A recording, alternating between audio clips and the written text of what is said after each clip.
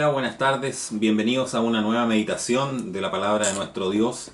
Esta vez, eh, a diferencia de las veces anteriores que estuve hablando del fruto del Espíritu, hoy día me voy a enfocar en una parábola que se encuentra en el Evangelio según San Lucas. Es una parábola muy conocida por todos nosotros, yo diría que una de las más famosas y de las más conocidas a nivel mundial. Y la verdad es que en el Evangelio de Lucas se caracteriza por tener muchas parábolas en su libro, y él registró algunas que se encuentran entre las más conocidas de la Biblia, de las que siempre se están relatando. La parábola de la cual voy a hablar hoy día es la parábola del buen samaritano. Es probablemente, como decía antes, uno de los textos bíblicos más conocidos a través del mundo. Y muchos literarios han considerado que es una de las grandes historias que se han contado nunca. Vamos a leer lo que dice el Evangelio según San Lucas en el capítulo 10, versículo 25. Dice: un doctor de la ley se levantó y tentando al Señor Jesucristo le dijo: Maestro, ¿haciendo qué cosa poseeré la vida eterna? Entonces vemos que la parábola del buen samaritano surgió como respuesta a una pregunta sobre la vida eterna. La pregunta que le hizo este hombre, un estudioso de la ley, al Señor Jesucristo. Pero fíjese usted que esta pregunta no era una sencilla pregunta, no era una pregunta cualquiera, era una pregunta que tenía un trasfondo, que había una intención detrás de ella. Y si bien es cierto, era una pregunta normal y una muy buena pregunta por el Señor Jesucristo, fue hecha por un intérprete de la ley o un estudioso de la ley de esos tiempos, y que en ese sentido, o más bien era reconocido este hombre como una especie de abogado de aquellos tiempos. El Señor tenía una manera muy adecuada de tratar las preguntas. Nuestro Señor Jesucristo respondía muchas veces haciendo otra pregunta, lo cual es conocido a través de la historia como el método socrático. Básicamente porque Sócrates era uno de los que utilizaba este método con mucha frecuencia: responder una pregunta con otra pregunta. Ese método permite que el que formula la pregunta sea el que finalmente la responda. Así que el intérprete o el abogado intentó poner a Jesús en el estrado de los testigos, y Jesús le dio vuelta la situación y lo puso en el estrado de los testigos a él. Veamos lo que dice el versículo 26 con la respuesta del Señor Jesucristo. Y le dijo: ¿qué está escrito en la ley? ¿Cómo lees? A la pregunta que él ya le había dicho cuando le dijo: ¿haciendo qué cosa poseeré la vida eterna? Y él dijo: bueno, ¿qué es lo que está escrito en la ley respecto de eso? Y entonces lo obligó a que él le respondiera. Entonces aquí el Señor Jesús, él dice que ya sabía respecto de qué significaba la ley de Moisés, porque el Señor conoce todas las cosas y conoce la palabra de su Padre. Y entonces dice que este hombre, este estudioso de la ley, este abogado, este erudito, le respondió y dijo: bueno, dice, amarás al Señor tu Dios de todo tu corazón y de toda tu alma y de todas tus fuerzas y de todo tu entendimiento, y a tu prójimo como a ti mismo. Y entonces el Señor Jesús le responde y le dice: bien has respondido, haz esto y vivirás. Evidentemente la respuesta de Jesús fue una respuesta muy aguda y muy penetrante para los pensamientos de este hombre. Versículo 29 dice después: mas el hombre, queriéndose justificar a sí mismo, le dijo a Jesús: bueno, y entonces, ¿quién es mi prójimo? Porque le está diciendo: debes amar a tu prójimo como a ti mismo. Entonces le dice: bueno, pero si eso es tan fácil, entonces, ¿quién es mi prójimo? Entonces, observemos, hermanos, que el Señor le dijo a este hombre que le había respondido correctamente. Porque le dice acá: bien has respondido, haz esto y vivirás. Exactamente, le dice que respondió bien, reconoce que hay verdad y corrección en su respuesta. Le dice: recordemos también que este incidente entonces ocurrió antes de que Cristo muriese, porque esto estaba ocurriendo justamente en una conversación con el Señor Jesucristo. ¿Quiere decir entonces que una persona puede ser salva por guardar la ley? Porque estos hombres eran estudiosos de la ley y se preocupaban mucho en aquellos tiempos de guardar la ley. ¿Qué significaba guardar la ley? En el fondo, estudiarla y obedecerla al pie de la letra, lo que decía la ley. Eso significa guardar. Es sinónimo de obedecer la ley, aplicarla, cumplirla. Pero Continuamos con el argumento hasta el final. Sigamos la línea de este argumento respecto de la ley. Dice que no son los oyentes de la ley, sino los que cumplen la ley de los que son justificados. ¿Qué quiere decir esto? Que no son, según ellos, los que oyen la ley realmente, sino que los que cumplen la ley, los que podrán ser justificados. Para ellos, el que era cumplidor y obedecedor de la ley era el que podía ser salvo. Así lo entendían ellos en ese tiempo.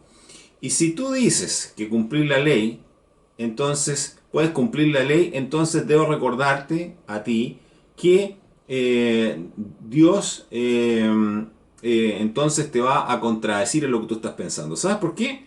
Porque Dios dice que es imposible ser justificado por la ley porque nadie es capaz de cumplirla en esta tierra.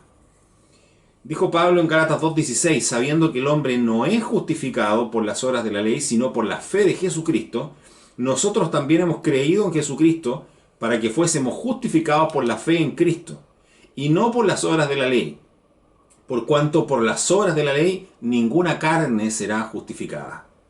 Sabemos que nadie es reconocido como justo por cumplir lo que manda la ley, porque no está ahí la salvación, no está ahí el perdón de los pecados en cumplir los mandamientos o en cumplir la ley del tiempo de Moisés. Y esto se completa con lo dicho por el mismo escritor, el Pablo, a los Romanos en capítulo 8. Porque Dios ha hecho lo que no pudo hacer la ley de Moisés, que era incapaz de hacerlo a causa de la debilidad humana. Porque el hombre no puede, porque el hombre falla aún en sus mejores intenciones, porque el hombre está lleno de imperfecciones, porque el hombre está lleno de pecado y de faltas. Por lo tanto, el hombre no es posible que pueda cumplir la ley de Moisés básicamente por su debilidad humana. Dios envió a su Hijo en la misma débil condición de aquel hombre pecador y como sacrificio por el pecado de todos nosotros, para de este modo entonces condenar al pecado en la propia debilidad de nuestra condición. Y lo hizo para que podamos cumplir lo que la ley exige, pues ya no vivimos conforme a la naturaleza del hombre pecador, sino conforme al Espíritu Santo. Si aquel hombre que le hizo la pregunta al Señor Jesucristo de la ley hubiere sido honesto, lo cual no estaba haciendo así en el momento del diálogo, él podría haber dicho, maestro, mira, ¿sabes qué? He tratado sinceramente de amar a Dios con todo mi corazón, a mi alma, con todas mis fuerzas y con toda mi mente, y también a mi prójimo como a mí mismo, pero la verdad es que no he podido lograrlo. He fracasado de forma miserable, así que, maestro, ¿cómo puedo hacer para heredar la vida eterna? Pero en vez de haber sido sincero y haber sido más humilde y haberse puesto a disposición del Señor Jesucristo, reconocer en el Señor Jesucristo la persona que realmente era a quien tenía frente a él, entonces dice, adoptó esta otra táctica un poco evasiva y un poco soberbia y le dijo entonces, bueno, ¿y entonces quién es mi prójimo? Como diciendo, yo no tendría ningún problema en amarlo, pero la verdad es que no sé entonces a quién debo amar. El problema no estaba ahí, el problema es que su humanidad, su debilidad humana y sus pecados le impiden poder amar al prójimo de manera transparente y sincera. Entonces el Señor Jesucristo, que conoce todas las intenciones y todos los corazones, le dio la respuesta entonces a la pregunta, que es la palabra del buen samaritano, la parábola del buen samaritano. Y le contestó entonces con esta parábola, en esta historia que es muy sencilla pero muy maravillosa a la vez. Y vamos a comentarla brevemente. Respondiendo Jesús le dijo, un hombre descendía de Jerusalén a Jericó y cayó en manos de ladrones, los cuales le despojaron e hiriéndole se fueron dejándole medio muerto. Y aconteció que descendió un sacerdote que venía por aquel camino y viéndole al hombre que estaba ahí abandonado, que había sido asaltado recién en el camino, dice que se pasó por el lado de él. Y asimismo después dice que pasó un levita, llegando cerca de aquel lugar, también pasando por cerca de este hombre que estaba ahí, dice que le vio y también se pasó por el otro lado. Entonces, es posible que este intérprete de la ley fuese un levita, del hombre que estamos hablando, que estaba interpelando al Señor Jesucristo, y que al oír esto se haya sentido molesto, la verdad, al verse aludido de manera muy personal por los ejemplos que le está dando el Señor Jesucristo en esta parábola. Sigue los versículos, dice, más, tercera persona, que viene después avanzando, porque dice que primero pasó un sacerdote y después dice que pasó un levita y los dos se hicieron a un lado y ninguno ayudó a este hombre que estaba abandonado ahí a abrir el camino. Y dice que después vino una tercera persona que venía por el camino, que era un samaritano que transitaba, viniendo cerca de él y viéndole, dice que fue movido a misericordia, a compasión. Y llegándose, dice que vendó sus heridas, le echó aceite y vino en las heridas, y poniéndole sobre su cabalgadura, llevóle al mesón y cuidó de él. Y al otro día, al partir, dice que sacó 2 denarios y se los dio al huésped, o más bien dicho, al dueño de la hospedería. Y le dijo, por favor, cuídalo. Y todos los gastos extras que tuviere, yo cuando vuelva te los voy a pagar. ¿Quién pues de estos 3? Le pregunta el Señor Jesucristo a este hombre. ¿Quién pues de estos 3, el sacerdote, o el levita, o este samaritano, te parece a ti que fue el prójimo de aquel que cayó en manos de los ladrones? ¿Quién fue verdaderamente el prójimo que le mostró amor? Y entonces este hombre, el estudioso de la ley, le dice, bueno, el que usó con él la misericordia. Entonces Jesús le respondió y le dijo, ve y haz tú lo mismo. Un profesor universitario una vez dijo que en esta parábola podemos encontrar 3 clases de personas interpretadas en los personajes que pasaron, y que representan 3 formas o filosofías de vida muy distintas una de otra. Número 1, el ladrón. Su filosofía de vida no respeta la propiedad ajena. Recordemos que este hombre que venía avanzando por el camino, dice que venía de Jerusalén a Jericó, dice que cayó en manos de ladrones, fue asaltado en mitad del camino en su trayecto. Por lo tanto, aquí está describiendo, dice que uno de los personajes en esta parábola son los ladrones. Y son personas que dicen que no respetan la propiedad ajena, por supuesto, porque su política es apropiarse de lo ajeno, de lo que no es de él. Y en el fondo su pensamiento es como todo lo que tú tienes también puede ser mío. Podría aplicarse esto a 2 grupos muy diferentes en la ética de las personas. Aquellos que se apropian indebidamente de lo ajeno, como en este caso, y en el otro extremo aquellos que no creen en la propiedad privada, motivados por ideas políticas o sentimientos humanitarios, concepciones de vida comunitaria, y rechazan esto. Número 2, el sacerdote y el levita, que son los que pasaron por el lado que no lo ayudaron. Dice que su filosofía, dice, de vida se expresa en qué forma. En lo que yo tengo es mío, solamente mío. Esto es individualismo puro y duro. Es un egoísmo que se desentiende de todo sufrimiento o necesidad ajena a la propia. Es como un capitalismo salvaje y sin Dios. Y tercero, tenemos a este hombre, al buen samaritano, que fue el que se compadeció de este hombre y lo ayudó. Y dice que su filosofía de vida dice, lo que yo tengo, a ti también te pertenece. Esta sería la filosofía cristiana de la vida. En otras palabras, se expresaría así, lo que yo tengo es tuyo. Si puede resultarte de ayuda, yo te lo doy. Todas las cosas pertenecen a Dios y nosotros somos sus administradores. Todo lo que Dios nos da a nosotros, a sus hijos, a los cristianos, en el fondo le pertenecen a Dios, porque Él nos las ha dado. Y nosotros, ¿qué debemos hacer? Administrar esto para nosotros y también para poder hacer caridad con ellos. La intención del Señor fue que nosotros aplicáramos esta parábola a nuestra propia situación. Es lo que estaba haciendo con el hombre, enseñándole a través de esta parábola qué es lo que debía hacer él con lo que él podía recibir de parte de Dios. Y es lo mismo que el Señor Jesucristo nos está haciendo ver en esta tarde, hermanos, a través de esta meditación, a través de esta parábola. La intención de nuestro Señor es que todo lo que nosotros podamos tener en nuestra vida lo podamos compartir. ¿Qué quiere decir esto? Mire, se nos dice que un hombre descendió, venía de camino de Jerusalén a Jericó y cayó en manos de ladrones. Fue asaltado, en términos simples. Esta es una figura de la humanidad. Es la raza que se remonta al tiempo de Adán, al tiempo del pecado del tiempo de Adán. Figurativamente, hablando en el contexto de esta parábola, que la humanidad vino de Jerusalén, el lugar donde los seres humanos podían aproximarse a Dios, y se dirigió hacia Jericó, la ciudad que había sido maldecida en el Antiguo Testamento por sus prácticas paganas destructivas para el ser humano. Histórica y espiritualmente, la humanidad cayó y se encontró impotente, sin esperanza e incapaz de salir de esa situación y salvarse por sí misma. Estaba muerta, la humanidad, hermano, estaba muerta espiritualmente en el pecado, hundidos en el pecado sin ninguna posibilidad de una redención, ni mucho menos de una reconciliación con Dios. como aquel hombre que herido por los ladrones yacía casi muerto. Estaba abandonado a su suerte. Fue asaltado y abandonado en el camino y dejándolo mal herido. Ahí estaba, abandonado, sin ninguna posibilidad de una mejoría o de salir adelante del problema al cual otros lo habían provocado. Los ladrones que lo atacaron son una figura de quién, ni más ni menos que del principal enemigo de nuestro Dios. Esos ladrones son una figura del diablo, representan al diablo en esta parábola, quien según Juan, en el capítulo 8, dice que el diablo ha sido un asesino desde el principio. Leamos donde dice, vosotros de vuestro padre el diablo sois, y los deseos de vuestro padre queréis cumplir.